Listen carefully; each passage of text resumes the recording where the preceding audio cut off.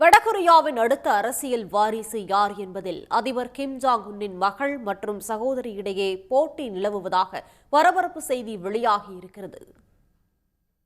இரும்புத்திரை நாடான வடகொரியாவில் அதிபர் Kim Jong உன்னுக்கு அடுத்தபடியாக இரண்டாவது அதிகாரமிக்க நபராக வலம் வருகிறார் 38 வயதான கிம்மின் சகோதரி கிம் யோ ஜாங்.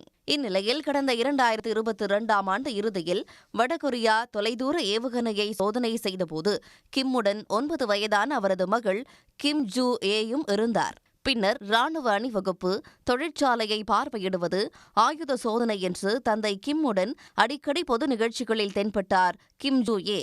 கடந்த ஆண்டு கிம் ஜாங் உன் சீன சுற்றுப்பயணம் மேற்கொண்டபோது மகளையும் உடன் அழைத்துச் சென்றார். அங்கு 2ஆம் உலகப் போரில் ஜப்பானை வீழ்த்தி வெற்றி பெற்றதன் 80வது ஆண்டு விழா அணிவகுப்பில் தந்தையுடன் மகளும் பங்கேற்றார். யுக்ரைன் போரில் ரஷ்யாவுக்காக பங்கேற்று உயிரிழந்த வடகொரிய ராணுவ வீரர்களின் குடும்பத்தினருக்கு தலைநகரம் பியாங்யாங்கில் குடியிருப்புகள் கட்டப்பட்டுள்ளன. அவற்றை திறந்து வைக்கும் நிகழ்ச்சியிலும் கிம் ஜூ ஏவும் பங்கேற்றுள்ளார். அவருக்கும் அரசு மரியாதை வழங்கப்பட்டிருக்கிறது. மரியாதைக்குரிய மகள், வழிகாட்டும் மாபெரும் நபர் என்றே அந்நாட்டு ஊடகங்களும் கிம் ஜூ ஏவை அடையாளப்படுத்துகின்றன. இம்மாத இறுதியில் நடைபெறவுள்ள தொழிலாளர்கள் கட்சியின் மாநாட்டில் கிம் ஜூ ஏவுக்கு அதிகாரப்பூர்வ பதவி அறிவிக்கப்படும் என்றும் எதிர்பார்க்கப்படுகிறது.